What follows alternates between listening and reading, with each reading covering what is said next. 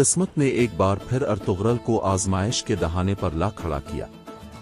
علالدین العزیز کے بنائے ہوئے جال میں وہ پھنس چکا تھا۔ سپاہیوں نے اسے گرفتار کر کے علالدین کے دربار میں پیش کیا۔ علالدین تیز نگاہوں سے ارطغرل کو دیکھتا ہے اور غرور سے کہتا ہے، سچ بتاؤ ارطغرل، تم آخر کس کے پروردہ ہو، کس کی اطاعت کرتے ہو؟ ارطغرل پرسکون لہجے میں جواب دیتا ہے، میں کسی بادشاہ، کسی سردار کا نہیں، میں صرف اللہ کے لیے لڑتا ہوں۔ تم چاروں طرف دشمنوں میں گھرے ہو، تمہارے اپنے بھی تمہارے نہیں رہے۔ وہ طنزیہ ہنسی ہنستا ہے، مجھے تمہاری کہانیوں پر یقین نہیں ارطغرل۔ ارطغرل مضبوط لہجے میں کہتا ہے، میں نے ناصر کو گرفتار کیا اور سلجوق کے خلاف تمہاری سازش کو ناکام بنا دیا۔ اگر یقین نہیں تو میرے ساتھ چلو، اپنی آنکھوں سے سچ دیکھ لو۔ علالدین لمحہ بھر کے لیے خاموش رہتا ہے، پھر ارطغرل کی آنکھوں میں جھانکتا ہے، وہ آنکھیں جو سچ بول رہی تھیں۔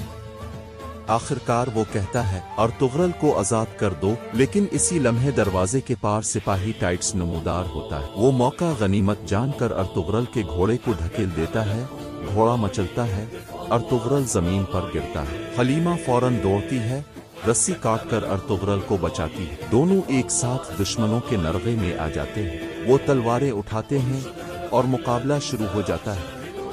آگ کے شعلے، لوہے کی جھنکار اور ایمان کی للکار۔ آخرکار علالدین کو احساس ہوتا ہے کہ وہ خود غداروں کے جال میں گھر چکا ہے۔ وہ غصے اور شرمندگی میں ارطغرل کو آزاد کر دیتا ہے۔